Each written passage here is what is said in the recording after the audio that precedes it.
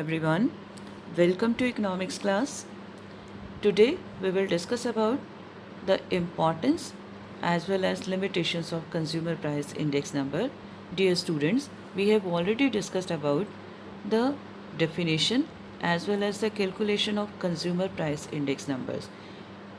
Consumer price index is very important because it helps us to know about the real value, further real value of money, and further it facilitates the formulation of policies. Let's start the topic.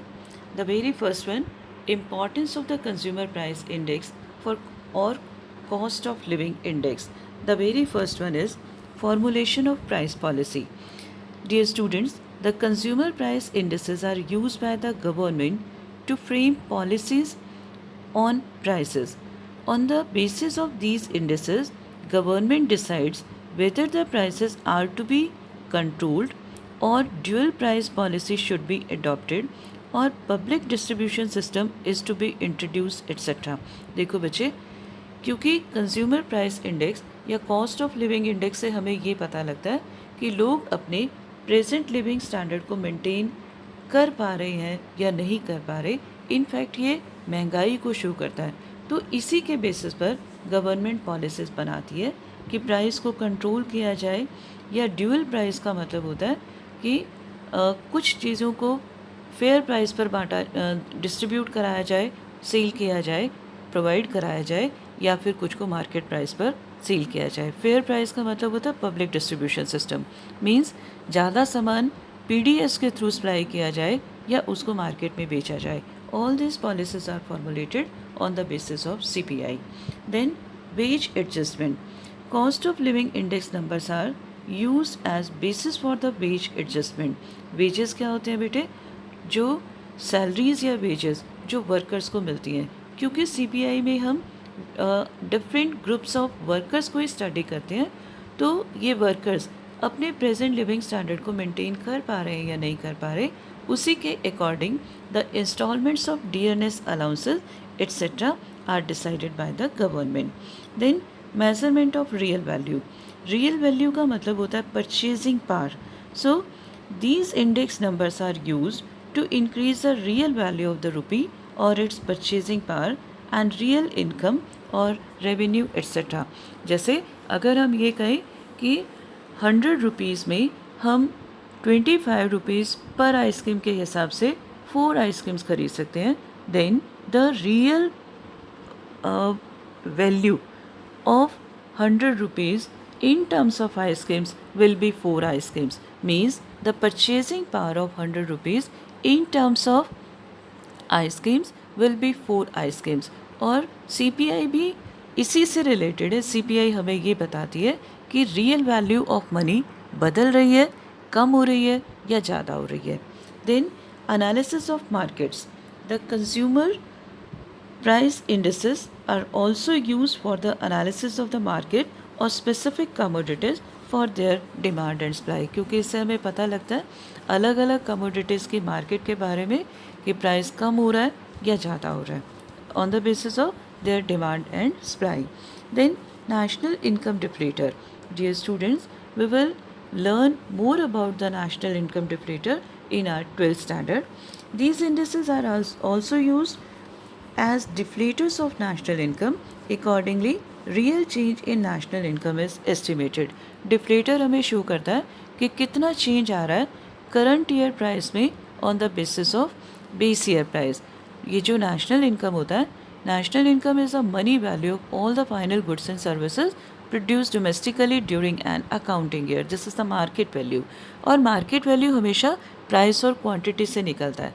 हम deflator हमें ये बताता है कि how much change has occurred in national income due to change in current year price level.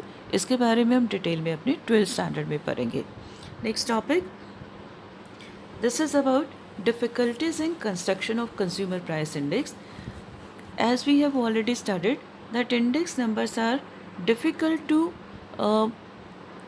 construct because of the reasons that the base year is very difficult to find out. To find out the base year is a difficult task. Further we discussed about कि बहुत सारे methods होते हैं और हर method में अलग अलग answer आते हैं, हर बहुत सारे ऑब्जेक्टिव्स होते हैं, हर ऑब्जेक्टिव के अकॉर्डिंग इंडेक्स नंबर कंस्ट्रक्ट करना मुश्किल होता है। बिल्कुल इसी तरह से जब हम कंज्यूमर प्राइस इंडेक्स के बारे में बात करेंगे तो पहला पॉइंट आएगा आपका difference in the standards of living. Consumption pattern of different classes of consumers are different and therefore have different living standard. अलग अलग ग्रुप्स हैं, कंज्यूमर ग्रुप्स हैं, सबका लिविंग स्टैंडर्ड भी अलग अलग होता है, उनका कंजम्पशन पैटर्न भी अलग होता है। कुछ लोग रिफाइंड यूज़ करते हैं, कुछ लोग देसी घी यूज़ करते हैं, कुछ लोग ऑलिव ऑयल यूज़ करते हैं, मतलब सबका कंजम्पशन पैटर्न अलग अलग होता है। This there can not be one consumer price index number for different classes of society. Then difference in prices, the price indexes are constructed on the basis of retail price. बच्चे keep in your mind कि जो CPI होता है इसको हम retail price पर construct करते हैं and these retail prices vary from place to place and even at the same place from shop to shop। कई बार मार्केट में दुकानें होती हैं तो हम ये बात करते हैं कि हुड्डा में ये चीज़ महंगी मिल रही है और शिव चौक में ये चीज़ सस्ती मिल रही है। Means area to area retail price जो है वो वेरी करता है। कई बार अगर हम उसी जगह की बात करें, हुड्डा में 2-3 जनरल स्टोर्स हैं, उनमें से एक जनरल स्टोर ऐसा है जहाँ पर सामान सस्ता मिलता है। Means retail price may vary from place to place and even at the same place from shop to shop. Then difference in the proportion of expenditure. इस पॉइंट के बारे में हमने बहुत बार डिस्कस किया है कि अगर हम बात करें किसी फैमिली में पढ़ने वाले बच्चे ज़्यादा हैं, then their expenditure, the family expenditure on education will be more।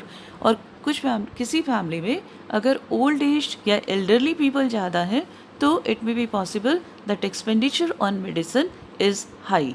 Now all the members of any particular group do not spend on various items of consumption in same ratio and even one person does not spend on various commodities in the same ratio at two different periods of time।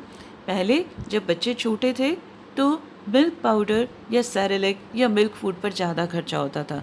अब बच्चे बड़े हो गए तो milk powder और जो बच्चों का सामान है, सेरेलेक्स हैं या टॉयज़ हैं, इन चीज़ों पर एक्सपेंडिचर कम हो जाता है। या पहले मेरा चाय का एक्सपेंडिचर बहुत ज़्यादा था, मैं टी बैग्स बहुत ख़रीदती थी, अब मैं चाय कम पीती हूँ, मेरा एक्सपेंडिचर वेरी हो गया है। So it is difficult to construct CPI that truly reflects a change in the cost of living over time. Now, this is about wholesale price index. As it is clear from the name, wholesale price index एक ऐसा index number है जो wholesale markets में wholesale price के basis पर construct किया जाता है। The wholesale price index measures the relative changes in the prices of commodities traded in the wholesale markets at bulk. In India the wholesale price index numbers are constructed on weekly basis। हर week का हम check करते हैं and on the basis of these weekly wholesale price indexes the rate of inflation is calculated। In the next slide we will discuss about the rate of inflation। Now for this the year 2011-12 is being used as the base year। बच्चे you should learn this कि wholesale price index में हमारा base year है 2011-12।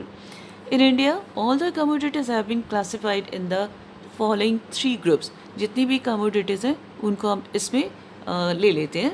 Like primary articles, ये वो articles हैं जो सीधे तौर पर एग्रीकल्चर से हमें मिलते हैं या माइनिंग से मिलते हैं, मतलब नेचुरल फैक्टर्स आते हैं इसमें और इसको वेटेज दी गई है 22%। देन आ रहा है हमारे पास fuel, power, light and lubricants. ये कैसे हैं? ये इंफ्रास्ट्रक्चर इक्विपमेंट से या इंफ्रास्ट्रक्चर फैसिलिटीज़ से रिलेटेड है। इसमें 16 आइटम्स को हम इंक्लूड कर रहे हैं और इसको वेटेज दी जा रही है 13%।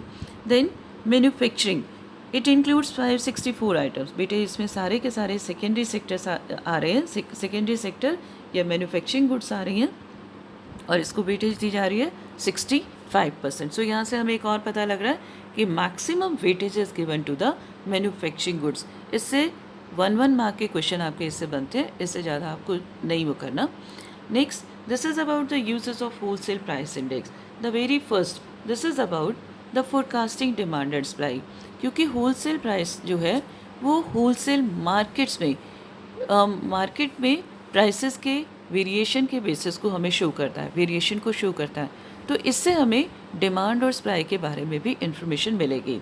The wholesale price indices are often use to forecast demand and supply situation in the economy. An increase in WPI is an indication of excess demand. WPI का मतलब होलसेल प्राइस इंडेक्स का बढ़ जाना। ये क्या शो कर रहा है? प्राइस ज़्यादा हो रहा है। प्राइस ज़्यादा कब होता है? जब डिमांड ज़्यादा होती है। This is a situation of excess demand in the economy. On the other hand, a decrease in WPI implies deficient demand.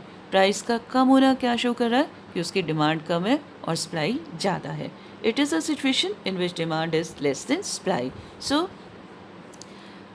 the increase in WPI indicates excess demand.